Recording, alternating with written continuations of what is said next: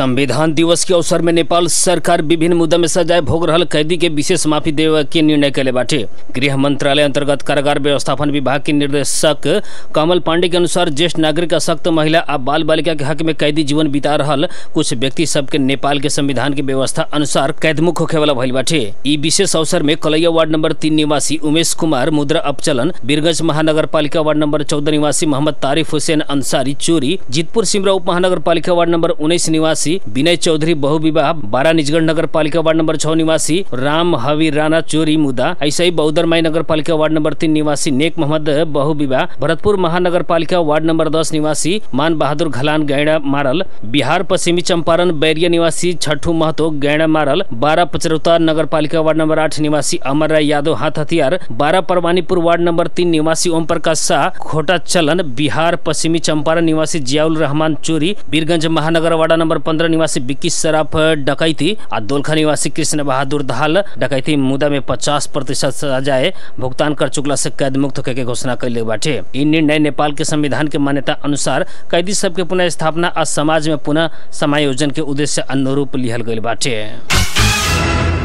झापा प्रहरी अवैध सामान ले जाए आवे के आरोप में 3 गो कार सहित 3 जने के नियंत्रण में ले बाटे। काल जिला प्रहरी कार्यालय झापा आ इलाका प्रहरी कार्यालय कांकड़ भिट्टा से खटल प्रहरी टोली जिला झापा मेची नगर पालिका वार्ड नंबर 6 भंसार गेट पछाड़ी भारत से नेपाल के तरफ आ रहल भारतीय नंबर के कार सब के संख्या लगला में चेक जांच कैले पर भंसार चोरी के अवैध रूप में नेपाल तरफ ले रहल मिलला बाद नियंत्रण में लिहल गइल बाटे। पकड़ाए वाला में 42 वर्षीय रामदयाल बर्मन, 33 वर्षीय अमित राय आ 46 वर्षीय राजकुमार घोष रहल बानी। कुल 29 लाख बराबर के सामान आ ड्राइवर के मेची भंसार कार्यालय काकड़ भिट्टा बुझावे के तैयारी हो रहल प्रहरी जानकारी दिले बाटे।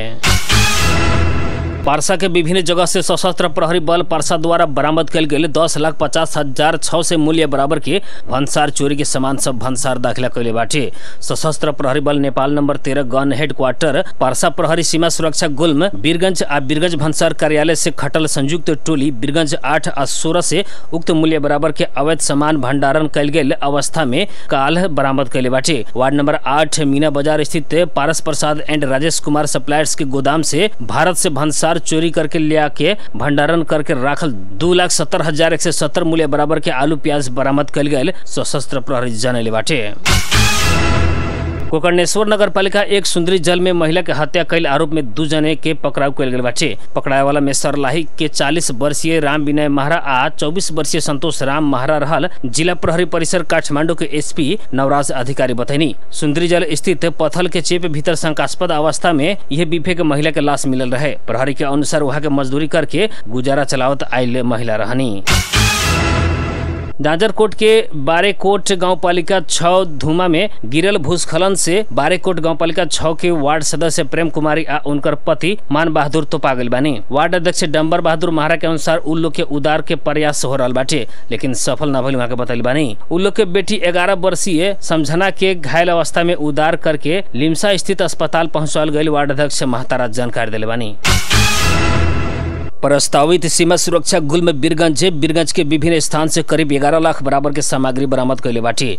गुल्म के प्रमुख सशस्त्र प्रहरी नायब उपरीक्षक सूरज रिजाल के नेतृत्व में बीरगंज महानगर पालिका वार्ड नंबर 16 नगवा स्थित एक गोदाम में छापामारी कैल गई बाटे। ओता से काजू किशमिश आ खजूर लगायत के करीब 7 लाख बराबर के सामान बरामद कैल गई सशस्त्र प्रहरी नायब उपरीक्षक रिजाल बतैले बानी। उनका अनुसार बिल बिजक न भइल आ अवैध रूप में भारत से ले के भंडारण कैल गई सूचना के आधार में छापामारी कैल गई बाटे।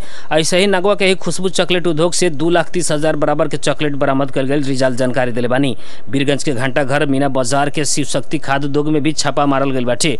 वो अवसर में 3,000 किलोग्राम प्याज आ 1,000 किलोग्राम आलू बरामद कर गई बाटे। बरामद कल गई करीब 11 लाख बराबर के भंसार छली के सामग्री आवश्यक करवाए के खातिर बीरगंज भंसार कार्यालय में बुझावे के सशस्त्र प्रहरी नायब उपरीक्षक रिजाल जानकारी दिले बानी। नेकपा एमाले से फूट के छोट पार्टी में स्थापित भइल संघीय संसद में राष्ट्रीय दल के समेत मान्यता प्राप्त करे न सकल नेकपा एकीकृत समाजवादी विभाजन के संघार में पहुंचल बाटे। एमाले में रहला पर अपन अपमान भइल कहत नया पार्टी गठन कैल माधव नेपाल ओतहा भी अपने गुट सक्रिय कैला बाद पार्टी विभाजन के संघार में पहुंचल बाटे। पार्टी के अभिभावक बने वाला अध्यक्ष ही गुट संचालन में सक्रिय भइले बाद पार्टी कमजोर भइल कहत पार्टी के प्रभावशाली नेता तथा सांसद सब असंतुष्ट बनल बाटे। 10 महाधिवेशन से अध्यक्ष में माधव नेपाल सम्मानित नेता में झलनाथ खनाल आ महासचिव में घनश्याम भूषाल निर्विरोध चयन भइला पर भी बाकी पदाधिकारी आ पोलिट ब्यूरो सदस्य चयन के खातिर निर्वाचन कल गेल रहे। शुरू में अध्यक्ष के तजवीज में खुद अनुकूल केंद्रीय सदस्य मनोनयन करके उ लोग मार्फत खुद अनुकूल पदाधिकारी निर्वाचित कैले बाद पार्टी भीतर असंतुष्टि बढ़ल बाटे। सरकार खाड़ी आ मलेशिया में महिला कामदार ऊपर लगावल प्रतिबंध हटावे वाला भइल बाटे। 2072 साल में खाड़ी आ मलेशिया घरेलू रोजगारी में जाए के खोजल महिला कामदार के ऊपर प्रतिबंध लगावल गेल रहे। श्रम रोजगार तथा सामाजिक सुरक्षा मंत्री सरस सिंह भंडारी से प्रतिबंध हटावे लागल गई जानकारी आयल बाटे। संसदीय समिति के श्रम समझौता भइल देश संगे अलग प्रोटोकॉल बना के घरेलू रोजगारी में महिला कामदार भेजे के विषय में अध्ययन करेला श्रम मंत्रालय के निर्देशन देला बाद श्रम मंत्री भंडारी खाड़ी के देश आ मलेशिया जाए वाला घरेलू महिला कामदार ऊपर के प्रतिबंध हटावे के गृह कार्य में जुटल उनकर सचिवालय जनैले बाटे। ई विषय में मंत्री भंडारी मंत्रालय अंतर्गत के विभिन्न निकाय संगे छलफल कैले बानी। मंत्री भंडारी खाड़ी के देश आ मलेशिया घरेलू रोजगारी में जाए वाला महिला कामदार ऊपर श्रम स्वीकृति में लगावल गई प्रतिबंध हटावे के विषय अपन प्राथमिकता में रहल बताइनी। चेक अनादर यानी चेक बाउंस संबंधी मुद्दा में दोषी के 1 महीना से लेके अधिकतम 2 वर्ष तक कैद सजाए होखे वाला भइल बाटे। सिंह दरबार में आज बैठल प्रतिनिधि सभा अंतर्गत के अर्थ समिति के बैंकिंग कसूर तथा सजाए दूसरका संशोधन विधेयक 2080 ऊपर दफावार छलफल के क्रम में चेक अनादर भइल प्रमाणित भइला में 5% जरिमाना सहित 1 महीना से अधिकतम 2 वर्ष तक कैद सजाए की व्यवस्था उल्लेख करे के सहमति भइल बाटे। 15 लाख तक के चेक अनादर में 1 महीना कैद, 50 लाख तक के 3 महीना, 1 करोड़ तक के 1 वर्ष आ करोड़ से ऊपर के चेक अनादर प्रमाणित भइला में 2 वर्ष के कैद सजाए होखे के विषय में सहमति जुटल समिति सभापति संतोष चाली से बतैले बानी। सजाए देला पर भी पैसा वसूल न होखे के अवस्था के भी अंत करे के आ पीड़ित के न्याय होखे वाला करके विधेयक के अंतिम रूप देवे के बताइनी। चेक के विश्वसनीयता के खातिर भी कानून के जल्दी अंतिम रूप दे के पारित करे के वहां के बताइनी। बैठक में उप प्रधान एवं अर्थ मंत्री विष्णु पौडेल से बैंकिंग कसूर तथा सजाए संबंधी विधेयक में भइल छलफल सकारात्मक रहल कहत दफावार छलफल के क्रम में आए वाला निष्कर्ष के सरकार स्वीकार करके बताइनी। चेक अनादर के संख्या बढ़त गईला से एकरा के नियंत्रण करेला आ चेक अनादर के निरुत्साहित करेला सजाए की व्यवस्था कल गेल वहां के बतैले बानी।